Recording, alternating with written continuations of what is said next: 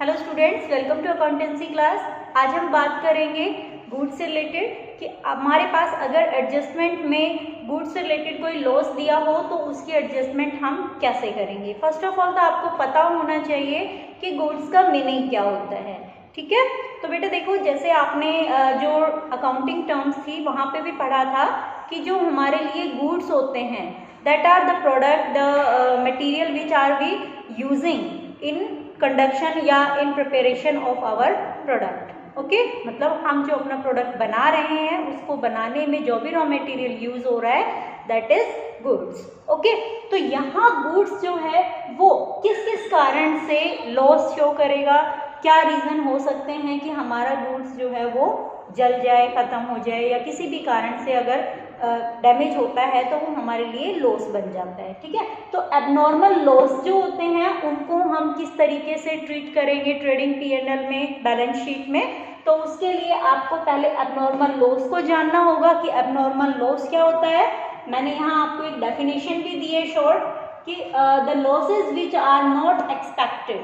देखिए, ऐसे लॉस, ऐसे नुकसान जिनकी हमें आशा ही नहीं थी, जिनकी हमें बिल्कुल भी एक्सपेक्ट नहीं था कि ये भी हो सकता है। जैसा कि आज का अगर सिचुएशन हम चेक करें तो जो करेंटली हमारे पास सर्कमस्टांसेस हैं, जो कोरोना पीरियड चल रहा है उसमें आप लोगों को बहुत सारे ऐसे काम हैं जो करने पड़ गए जो आपने एक्सपेक्ट भी नहीं किए थे। फर्म्स को या जो हमारी कंपनियां हैं उनको भी बहुत सारे ऐसे लॉसेस इंक्योर करने पड़े जो उन्होंने कभी एक्सपेक्ट नहीं किया था। क्या कभी किसी ने सोचा था कि हमें मतलब लॉकडाउन जैसी कोई कंडीशन भी फेस करनी पड़ेगी, हमें अपने काम, अपने कारोबार, जो भी हमारे पास बिजनेस है उनको रोकना पड़ेगा बिना किसी मतलब बिना किसी सॉलिड रीज़न के।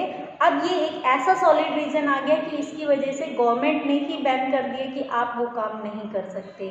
हमें कोई प्रॉब्लम नहीं थी, हमारे साथ कोई दिक्कत नहीं थी, लेकिन फिर भी आज हम घर बैठे थे। तो ये सारे जो रीज़न थे ये अनएक्सपेक्टेड थे। ओके, तो बेटा जो मतलब ऐसे कुछ भी लॉसेस जो हम एक्सपेक्ट ही नहीं करते लेकिन फिर भी हो जाते हैं, तो ऐसे लॉसेस को हम एबनॉर्मल लॉसेस बोलते हैं। ओके, तो फर्स्ट इसमें आता है लॉस ऑफ गुड्स, जो अगर आपको एडजस्टमेंट में दिया हो तो उसकी एंट्री आप कैसे करोगे। देखिए, लॉस ऑफ गुड्स यानी कि आपने जो रॉ मटेरियल परचेज किया हुआ था वो मटेरियल आपका किसी भी रीज़न से डैमेज हो गया है तो उसके लिए एंट्री क्या होगी। फर्स्ट ऑफ ऑल मैंने एक एग्जाम्पल लिया है, उसे पहले देखेंगे।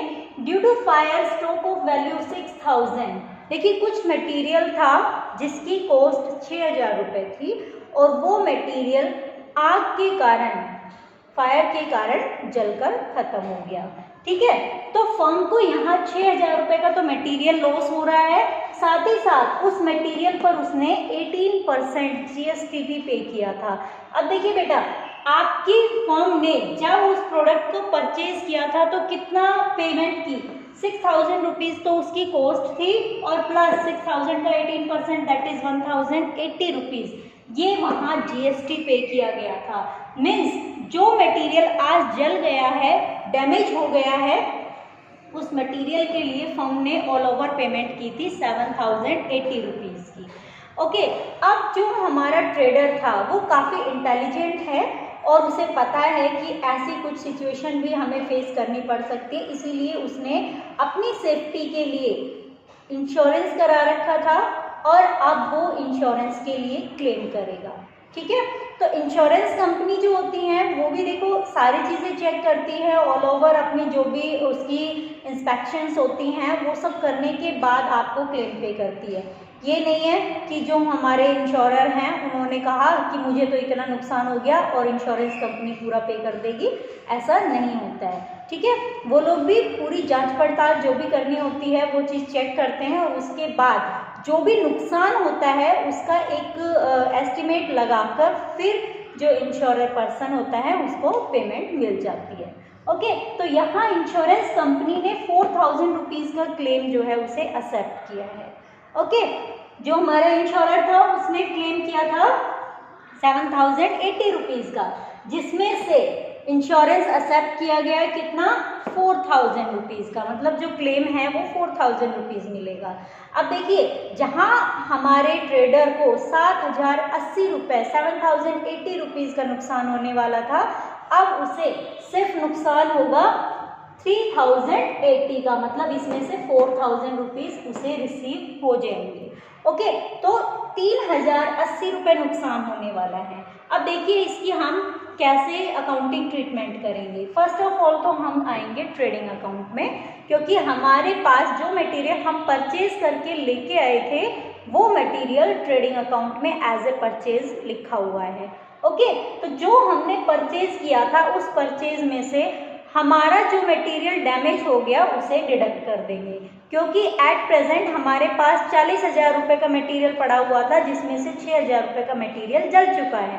तो जो मटेरियल डैमेज हो गया है, जल गया है, उस डिस्ट्रॉयड मटेरियल को तो माइनस करना पड़ेगा। तो हमारे पास परचेज मटेरियल कितना बचा हुआ है? 34,000। ये मैंने जस्ट एक एग्जांपल लिया है 40,000 का, कि हमारे पास परचेज 40,000 की थी, जिसमें से 6,000 रुपये का कॉस्ट प्राइस का जो मटेरियल है वो जल गया, तो बच गया 34,000 रुपीज़ हमारी नेट परचेज। ओके, अब बात आती है लॉस की। देखिए आप लोग जब प्रॉफिट एंड लॉस और ट्रेडिंग अकाउंट बनाते हो तो कंबाइन होता है। मैंने समझाने के लिए अलग अलग किया है कि ट्रेडिंग अकाउंट में परचेज में से लॉस को माइनस करना है, और उसके बाद प्रॉफिट एंड लॉस में हमें एक्चुअल लॉस लिखना है तो कितना हुआ था। देखिए लॉस जो हुआ था वो 7,080 रुपीज़ का हुआ था, ऑल ओवर जो पेमेंट की गई थी उस मटेरियल के लिए, ठीक है। लेकिन उसमें से 4,000 रुपीज़ इंश्योरेंस कंपनी ने रिकवर भी तो कर दिया, ठीक है। तो एक्चुअल में जो हमारे ट्रेडर को लॉस हुआ, हमारी फर्म को लॉस हुआ, दैट इज फॉर 3,080 रुपीज़, ठीक है। तो हम प्रॉफिट एंड लॉस के डेबिट साइड में सारे लॉस शो करते हैं, तो प्रॉफिट एंड लॉस के डेबिट में लिखेंगे 3,080 रुपीज़। ओके, अब आते हैं बैलेंस शीट में। तो बैलेंस शीट में हम हमारे जो IGST था या GST था और दूसरा जो इंश्योरेंस क्लेम हुआ है, उन दोनों की एंट्री करेंगे। यहाँ इंश्योरेंस क्लेम रिसीव हुआ 4,000, तो जो इंश्योरेंस हमें रिसीव हुआ वो हमारी एसेट बन जाएगी, ठीक है। उसके बाद GST एक्चुअल में हम पे करने वाले थे गवर्नमेंट को 7,000 रुपीज़ का, ठीक, जिसमें से 1,080 रुपीज़ ऐसा GST था जिसका मटेरियल लॉस हो चुका है, वो डैमेज हो चुका है। तो जो चीज़ डैमेज हो चुकी है उसे सेल तो नहीं किया जाएगा, ठीक है, और उस चीज़ को हम लॉस में दिखा भी चुके हैं। तो यहाँ आप क्या करेंगे कि जो ऑल ओवर GST है उस GST में से जो आपका डैमेज GST है उसे माइनस कर देंगे, और आपका जो ऑल ओवर GST बचेगा दैट इज फॉर 5,920। ये मैंने जस्ट एग्जांपल लिया था 7,000 रुपीज़ का, कि कुछ भी आपका ऑल ओवर टोटल GST बनता था उसमें से जो लॉस हो गया उस GST को डिडक्ट कर देंगे और फिर यहाँ बैलेंस शो करेंगे। Okay, that is all about the adjustment of goods related to loss. Okay, तो नेक्स्ट वीडियो में देखते हैं कि अगर हमारे पास इसी तरीके के एबनॉर्मल लॉस फिक्स असेट्स पे होते हैं तो वहाँ हम अकाउंटिंग ट्रीटमेंट कैसे करेंगे। मिलते हैं नेक्स्ट वीडियो में, तब तक के लिए बाय।